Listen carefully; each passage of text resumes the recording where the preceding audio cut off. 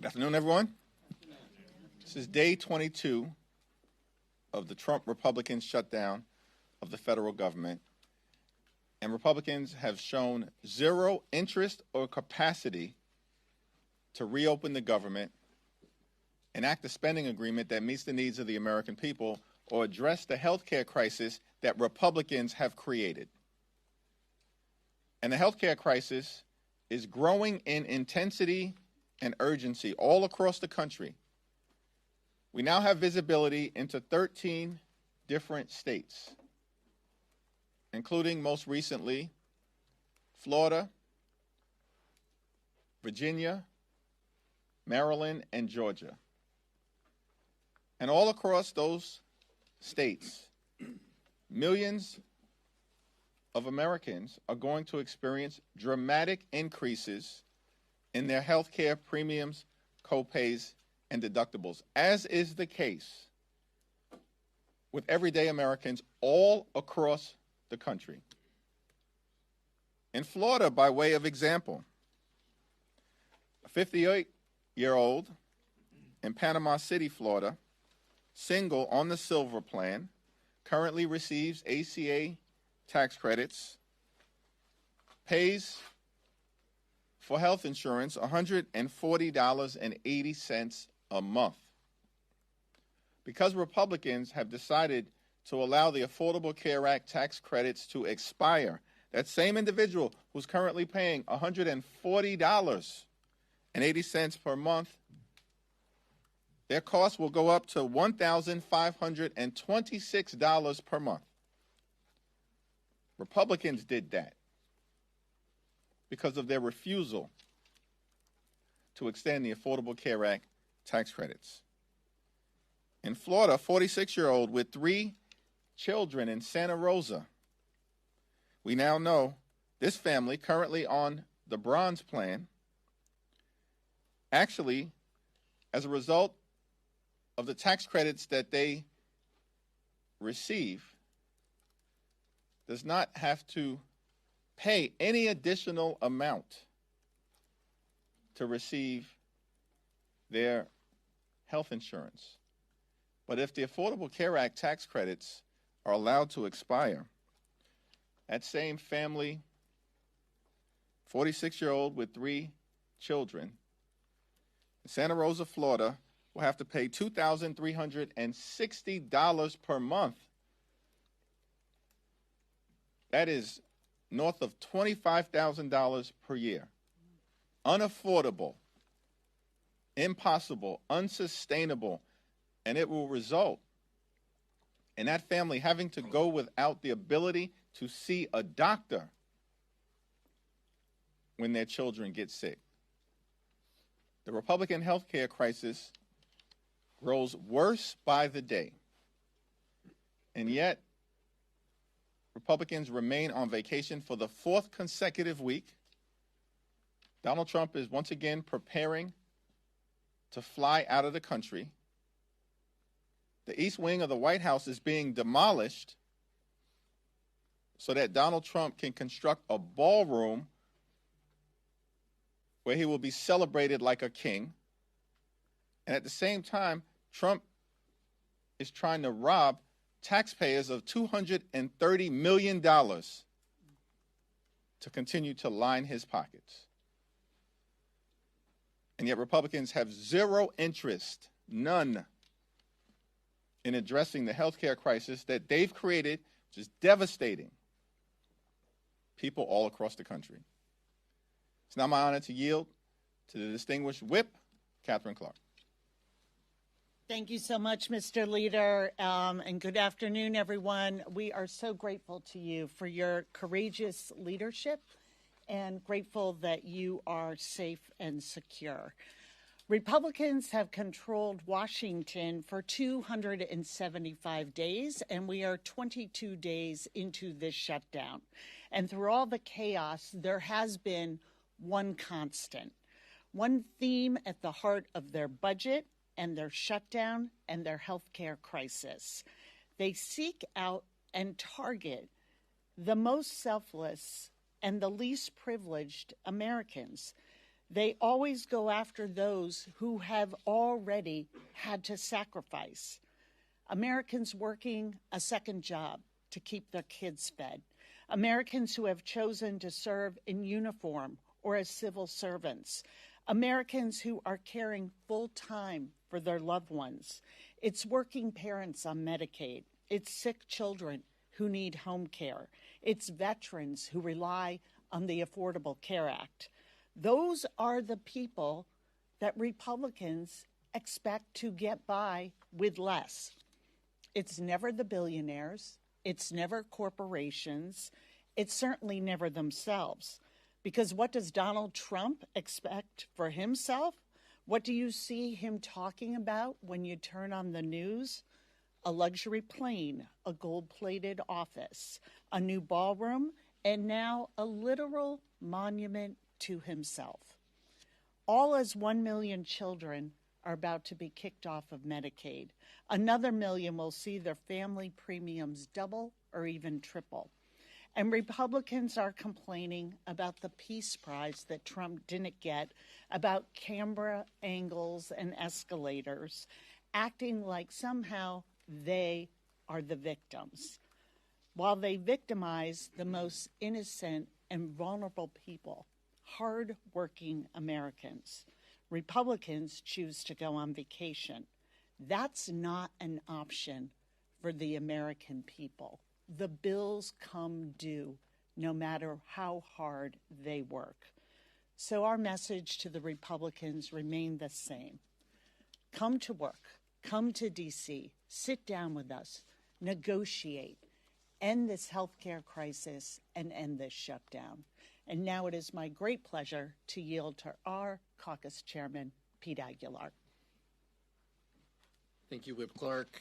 Thank you, Leader Jeffries. Before I talked about the shutdown in healthcare, I did want to touch on the terrifying threat that Leader Jeffries by someone convicted from January 6th.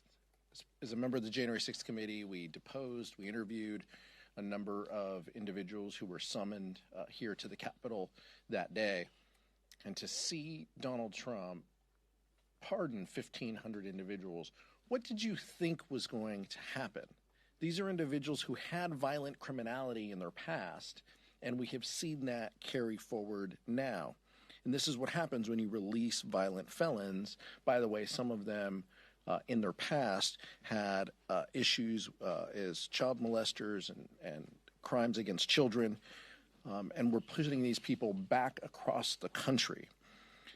Following the recent horrific acts of political violence on people of both parties, we should do everything in our power to lower the temperature and keep our communities safe. And that's why I was disturbed by Whip Emmer's comments, in particular when talking about individuals who went to rallies, essentially calling American supporters of the Democratic Party supporters of terrorism. That rhetoric at the highest levels in this building and across our government isn't just untrue, it's dangerous and poses a threat to our political leaders, and that needs to stop. Law 20 days, I think, since then. Over 100 days have lapsed in the calendar, and we have been in session about 20. This is shocking. Then it's unacceptable that, and the American people see this. They can't show up for work 20 days over 3.5 months and expect to get paid. They're using this time to hide from their responsibilities. To carry, and they have chosen to carry forward unpopular health care policies, even when Republicans like Marjorie Taylor Greene, Kevin Kiley, Beth Van Dyne have all said that Republicans should be in D.C. working. And even Leader Thune says it's time for House Republicans to consider coming back into session. The American people are smart. They know who will make their lives better. They know who is looking out for their costs and who wants to lower the costs that they face. And they know Republicans who control the White House, the House, and the Senate have the power to undo the damage that they've caused with this healthcare crisis. Democrats aren't giving up. If anything, we're more motivated and focused on our work ahead to protect Americans' health care. It's time for Speaker Johnson and House Republicans to join Democrats in finding a solution to reopen government and address this healthcare crisis that they've created. The American people are waiting. Leader Jeffries. Thank you, Pete. Thank you, Catherine. Questions? Has Speaker Johnson reached out to you at all since the January 6er made a threat on your life? No. Thank you, Mr. Leader. At this point, do you think a new CR is needed past that November 21st date? And if so, what would be an acceptable end date? And would it have to be paired with some type of vote on an ACA extension? What we need to occur right now is what Democrats have maintained from the very beginning. At this point, we need to reopen the government. We need to enact a spending bill that actually meets the needs of the American people in terms of their health, their safety, and their economic well-being, particularly in terms of driving down the high cost of living, while at the same time decisively addressing the Republican health care crisis that grows graver by the day. Our position over the last several weeks has remained consistent. Cancel the cuts, lower the costs, save health care, address the urgency of the expiration of the Affordable Care Act tax credits. This is not a partisan issue.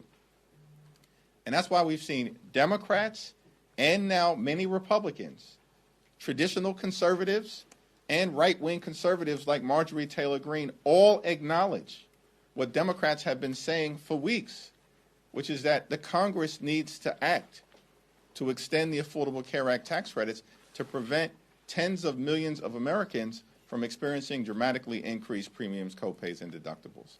Those increases will devastate the American people. It's unacceptable. And House Republicans need to cancel their vacations, get back into town so we can do the business of the American people. Thanks. Back. Thank you, Leader Jeffries. Do you have a response to Trump refusing to meet with you and Leader Schumer until the shutdown's over? Donald Trump has spent more time on the golf course than he has in talking to Democrats on Capitol Hill to reopen the government, to enact a spending agreement that's bipartisan, and to address the Republican health care crisis.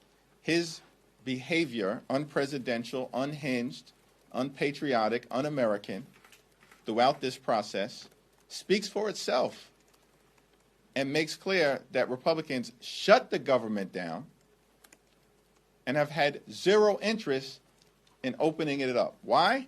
Because they'd rather inflict this kind of pain on hardworking federal civil servants and the American people than provide health care that's affordable to everyday Americans, working class Americans, and middle class Americans. Catherine, Pete? Good. Thank you, Mr. Leader. Going back to the CR conversation, some Senate Republicans, including Leader Thune, have said the longer the shutdown goes on, the higher the likelihood that a full-year CR would be necessary. What are your thoughts on that conversation kind of intensifying in the Senate? And maybe Chair Aguilar as an appropriator. I know appropriators hate those words, full-year CR, so I'm hoping you can explain to the American people why that's something that probably most Democrats would oppose in this situation. Let me let Chairman Aguilar and Whip Clark respond, and then I'll address the question as well. Well, just a reminder, Whip Clark is an appropriator on leave, by the way, in her leadership capacity. Look, as the leader mentioned, none of us want a continuing resolution. We want government open. I want people to go to the Smithsonian's. I want park rangers to be able to work. All of this is so incredibly important, and it's why Democrats have been very clear we want government to open. But that takes both parties. That takes Democrats and Republicans. And what frustrated me is, as you heard before, Michael, in the caucus press conferences, is each time Republicans carried a bill in appropriations, they did it in a hyper-partisan environment. And what do I mean by that? They marked to a number, they used numbers that Donald Trump wanted that they knew the Senate wasn't going to support, that they knew didn't have bipartisan support, and yet they carried forward. And Tom Cole, a well-meaning person, executed this strategy knowing full well it was a waste of time. And what happened as a result? We wasted months when we could have been negotiating, when we could have been working to find common ground in a bipartisan way on actual funding bills. The deadline of September 30th has always been the deadline. It's always been the end of the fiscal year. It seems like House Republicans just maybe tuned in, week 2 of their vacation to figure this out. We knew this in April. We knew this in May and June. And it's just incredibly unfortunate that House Republicans wasted time when they could have been working in a bipartisan way. And our hope, our focus, our goal, we don't want to continue resolution for 14 months. I know the chairman of the Ways and Means Committee just mentioned that. We want actual government open. We want actual funding bills. But we want those done in a bipartisan way. The American people want that. They want us to address this healthcare crisis. It seems like House Republicans and Senate Republicans are the only ones who haven't realized that yet. Yeah, it is amazing to me that the new conversation is, well, what's the length of the next CR? Let's back up to where we are today. We are in the 22nd day of a shutdown that is completely avoidable. By coming to the table and talking about the American people, and that what they promised, what the Republicans promised, and the president promised on day one, we're going to help lower your costs. And everything has been made harder and more expensive. So come to the table. Why are you talking about the length of a CR? Come to the table and negotiate with us. End this healthcare crisis. Help the American people. And I repeat this every week, but 60% of households are not making it, unable to provide the basics. And so let's bring those voices in. And by refusing to even show up to do your job, the arrogance and the dismissal of what's happening in people's lives, how they feel when they know the threat to being able to provide for their families, being able to afford housing, groceries, the utility bill, and then this blow. I mean, how are people possibly supposed to be able to afford an increase of $2,000 in their monthly insurance premium? This is the issue we need to be talking about. And then we can work on making sure that we reopen government quickly. And the other, they are now trying to reimagine themselves as the champions of federal workers, of the champions of food programs and health care, when all they have done is take an axe to all of that since they came into office, and deliberately, their word, inflict trauma on people who serve the public. So come to the table, come back to work, and put the voice of American families who are struggling back into the work you do. Then we can come together and get government reopened quickly and get healthcare costs back under control for American families. We're in the midst of a cost of living crisis here in this country. Donald Trump and Republicans promised to lower the cost of living on day one. Costs aren't going down, they're going up. Electricity prices through the roof. Housing costs up. Grocery costs up. Child care costs up. And now Republicans refuse to do anything to extend the Affordable Care Act tax credits, which is going to result in tens of millions of people experience dramatically increased premiums, copays, and deductibles. It's out of control. It's a cost of living crisis and it's a health care crisis at the same time. And yet Republicans continue to ignore it, refuse to deal with it. And on top of all of that, we're in a moment where millions of Americans are about to increase their experience with heightened food insecurity, with hunger, because of the one big ugly bill and the fact that Republicans enacted the largest cut to nutritional assistance in American history. These are all quality of life issues that have to be dealt with right now. And yet Republicans want to talk about process and their my way or the highway approach, their take it or leave it approach, which is what they've been visiting on the American people this entire year in terms of their extremism. And it's all unacceptable. Just come back to work. Let's sit down. Let's negotiate a bipartisan agreement. Let's reopen the government. Let's address the high cost of living in the United States of America. Let's address the hunger that you're creating. And, of course, let's address the Republican health care crisis. Thanks. So given the rampant misconduct we're seeing among immigration agents, most recently on Canal Street yesterday in Chinatown, New York City, do you think eventually ICE should get the Doge treatment? We've all been very outspoken as it relates to the out-of-control behavior unleashed on law-abiding immigrant communities by mass agents hiding their identity and far too often violating the rule of law, often directed at people who are American citizens. And it's all unacceptable. And it's one of the reasons why the American people have turned on Donald Trump and Republicans with respect to their extreme immigration policies.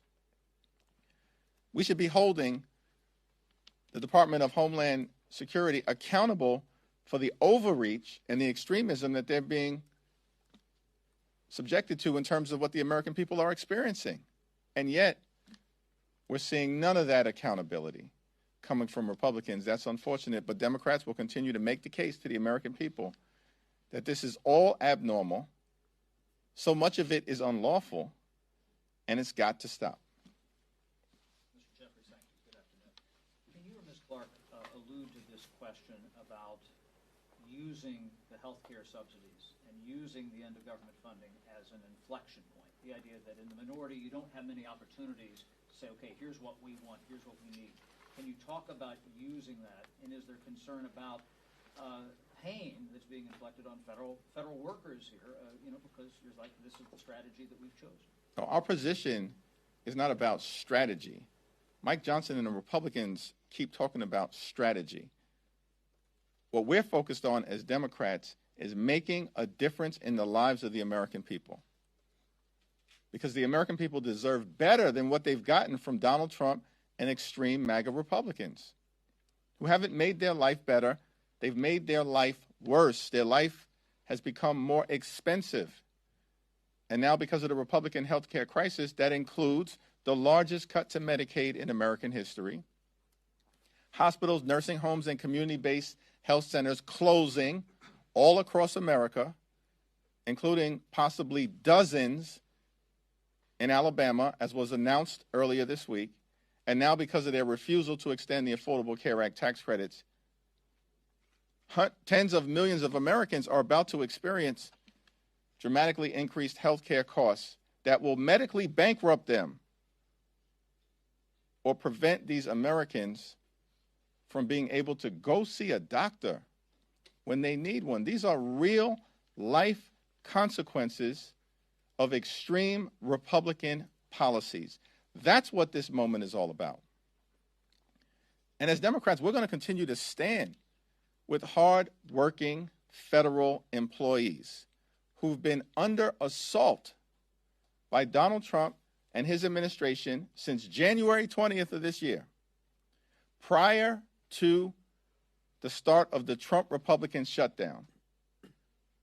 More than 200,000 federal employees had already been forced off the job by Donald Trump. That's before the shutdown. So it's unfortunate that Trump and the Republicans have chosen to use their own shutdown to further hurt the American people. That's why our position continues to be, come to the table, let's reopen the government, let's enact a bipartisan spending agreement that makes life better for the American people, and let's address the health care crisis that's devastating people in working class America, in rural America, in urban America, in small town America, in the heartland of America, and in black and brown communities all across America. Yeah, let's rewind the tape a little bit here and talk about how we got here. Donald Trump promised the American people, I will love and cherish Medicaid. And if you remember, when they were going through their budget process, they took $800 billion, said was going to come out of a specific committee. And we said, those are going to be cuts to Medicaid. What do we hear from our colleagues across the aisle? Where does it say Medicaid? Where does it say that? We're going to protect Medicaid. When they knew full well they were going after people's health insurance. We have been trying to meet with them, talk to them, use the appropriations process to cut a fair deal. It's this theme that I've been talking about, that why do you go after the American people who are struggling to get by? Why is that the bargain? That we are going to pay for tax cuts for the very wealthiest of Americans and corporations with the hard-earned dollars of the American people who want and are entitled to be able to afford health insurance. And what have we seen since they're going to love and cherish Medicaid? Dramatic cuts, $1 trillion. 15 million people at risk of losing health insurance, $500 billion out of Medicare, these cuts to the ACA, taking away the tax credits that keeps premiums affordable for people. And all for what? So they can make permanent tax cuts for the very wealthiest and drive up the deficit at the same time, telling hardworking Americans, not only going to be hard today, it's going to be hard for your grandchildren into the future to pay off an economy that we are rigging against you. That's the message to the American people. And Democrats are saying, by rejecting their CR, enough is enough. Enough is enough. We cannot go along with this extreme agenda. And their choice was to cancel even coming to Congress leading up to the date of the shutdown. They have chosen this shutdown, and they continue to make it punitive to federal workers in a way that I've never seen any administration do. That they are choosing who they like, who they don't. We have always come together before any shutdown, no matter which party was, had policy disagreements over what, and said, we will come together in a bipartisan way and pay our troops. The White House just said in the past hour that it was Democrats who were essentially being punitive by saying, let them cut some of those programs and we'll use this as leverage. What's your response to that? I would put that in the category of love and cherishing Medicaid and lowering your costs on day one. It's an outrageous, they have been attacking federal workers. Their goal was to inflict trauma.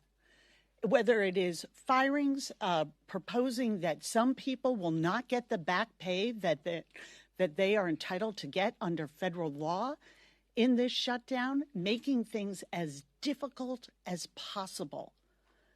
I mean, the way they have treated workers, whether they're federal workers or hardworking people in our community who are trying to provide for their families and are struggling to do that, it is just a let them eat cake moment. You just fend for yourselves, because we'll tell you who we're working for. Those who already have great wealth and power, full stop. So they can say whatever they want. They can issue and try and spin the context. Federal workers know who's on their side. And working people in this country are watching what is happening and watching them put them last. You get in line. Your tax credits that help you pay for insurance premiums, those expire. Those for the very wealthiest, we're making those permanent in the very same month, in the month of December.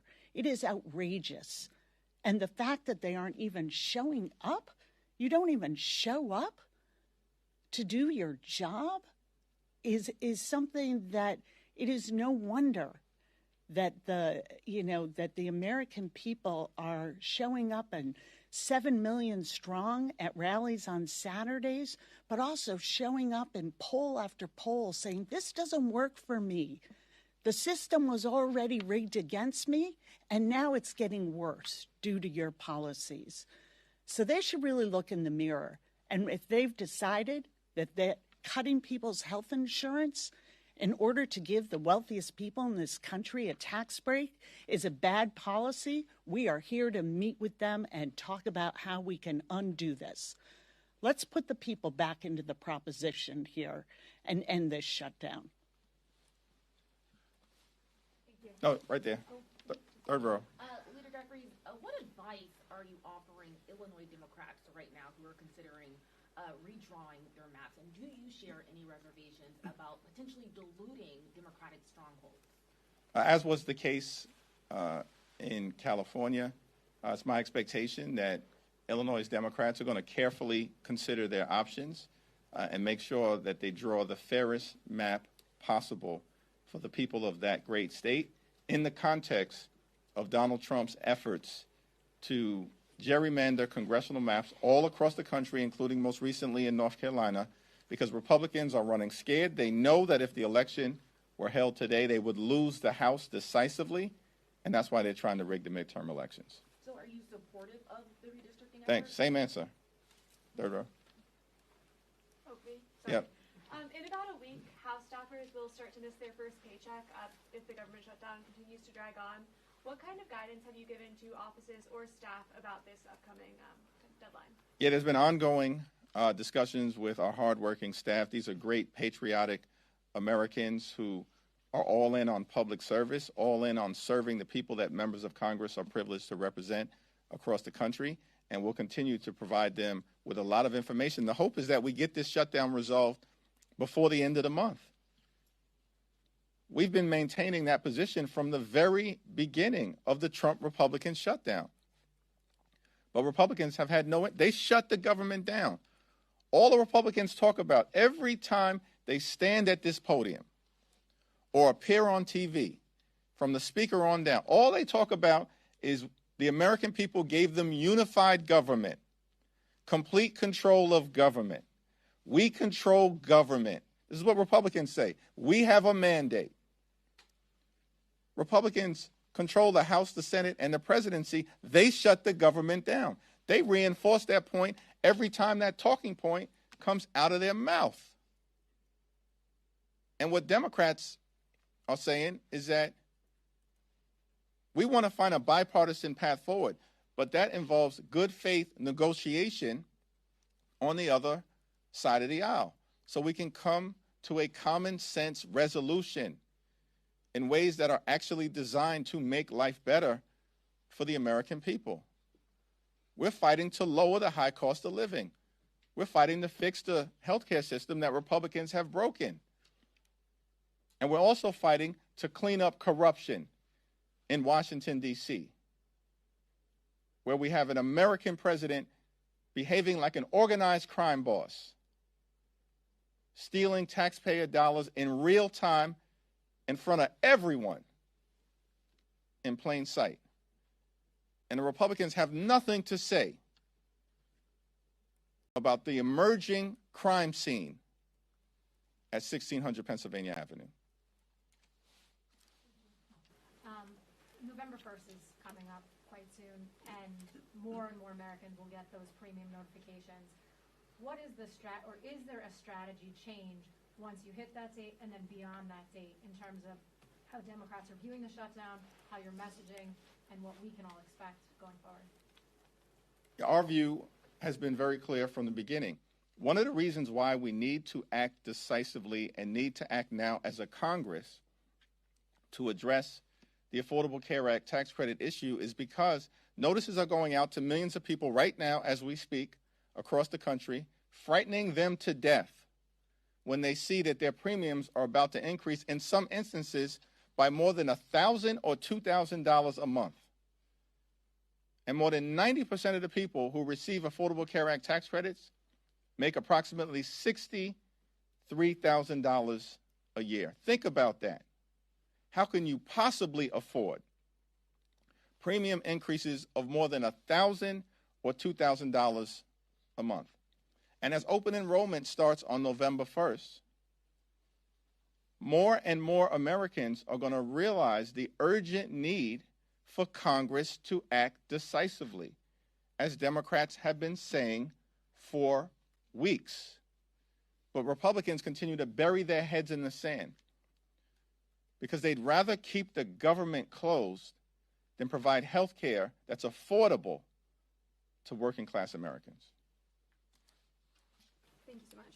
Can you just speak to some of the programs that Democrats want funding for in the $1.5 trillion list of demands? We've heard things like $13.4 million for civic engagement in Zimbabwe, $3.9 million for LGBTQ democracy grants in the Balkans, things like this. You guys say this is about saving healthcare, but how do these pet projects fit in? Yeah, we have no idea what you're talking about or what Republican extremists fed you those talking points, but the reality is what we are doing is defending the health care of the American people. Yeah, we do want to restore the fact that the largest cut to Medicaid in American history has been visited upon the American people by Donald Trump and Republicans, even though they promised to love and cherish Medicaid. But instead of doing that, they cut about $1 trillion from Medicaid. And as a result of that fact, hospitals, nursing homes, and community-based health centers are closing all across the country, including in Republican states like Georgia, like Alabama, and Republican states all across the country. And Republicans have visited the largest cut to Medicaid in American history on their own people. That's what we want to restore. We want to avoid the fact that because of what Republicans did in their one big ugly bill, what they did is to trigger the possibility of a $536 billion cut to Medicare, because Republicans have put a bullseye on Medicare and Social Security since those earned benefits were created. And yet we have a problem with the fact that Republicans want to devastate the Medicare of the American people. And why did they do that? Why did they cut Medicaid by almost $1 trillion? Because they want to reward their billionaire donors with massive tax breaks. And they made those massive tax breaks permanent, while at the same time can't even be bothered to extend Affordable Care Act tax credits for working class Americans who are about to experience dramatically increased premiums, copays, and deductibles. The American people know that Democrats are fighting for them, for working class America, for middle class America, and for everyday Americans, and that Republicans continue to show up for the wealthy, the well-off, and the well-connected. Yeah. A new congresswoman from Arizona. Speaker Johnson keeps saying that his antics and stunts, whatever you're doing, and he says the new lawsuit is for national publicity. Would you care to comment on that? Well, let me yield to Catherine and Pete as well. I had the opportunity yesterday to stand with Jamie Raskin and Congresswoman-elect Adelita Grijalva after Democrats tried for the 5th time to be recognized so that Representative-elect Adelita Grijalva could be sworn in. 4 weeks have passed since she was elected. And the reason why Mike Johnson and House Republicans refused to swear in Representative-elect Adelita Grijalva is because they want to continue to hide the Epstein files from the American people. That's crystal clear at this point in time. There is no other reason that this has dragged on this long when extreme MAGA Republicans who were elected out of the state of Florida underperformed in those elections, by the way, dramatically, as Republicans have been doing all across the country, and as we'll see in New Jersey, in Virginia, and in California in under 2 weeks. Those two extreme MAGA Republicans, these are individuals who aren't even qualified to serve in the People's House. Let's be clear about that. And yet Mike Johnson decides to swear them in less than 24 hours after these extremists are elected to the House of Representatives, and now 4 weeks have passed. The reason why they continue to unlawfully block the swearing in of Adelita Grijalva is because they are actively hiding the Epstein files from the American people, and they're protecting someone clearly: the wealthy, the well-off, the privileged, and the well-connected. Catherine? Pete? Yeah, I mean, I just think this is so shameful that someone who won with 70% of the vote. By the way, the vote total that she had was a larger percentage than the two Republicans that they swore in. So under his own standard, right, we need to swear her in. She has a certificate of election from the Secretary of State in Arizona. It is absolutely shameful that Speaker Johnson hasn't given her the oath of office. Members were sworn in during the government shutdown 6 years ago. New class of members took their oath of office. None of these excuses actually mean anything, is what Leader Jeffries just said. These are just talking points because he doesn't want to swear her in to be the 218th signature on these Epstein files. That's just what it is. But for her, and I know Adelita Grijalva is more concerned about her constituents than she is about her. This is about 800,000 people in the state of Arizona who don't have a voice here on Capitol Hill until she takes office. So for those people who are reaching out, who need help and support, who are navigating federal agencies, veterans who need VA appointments, those individuals don't get the help and support because they don't have a member of Congress. They can go to their senators, and we encourage them to do that. But it's absolutely shameful that Speaker Johnson won't swear Adelita Grijalva in, and it really does beg the question of, what are you hiding? Why not? How easy can this be? Pro forma session, swear a member in. It's not that hard. Speaker Johnson needs to do the right thing.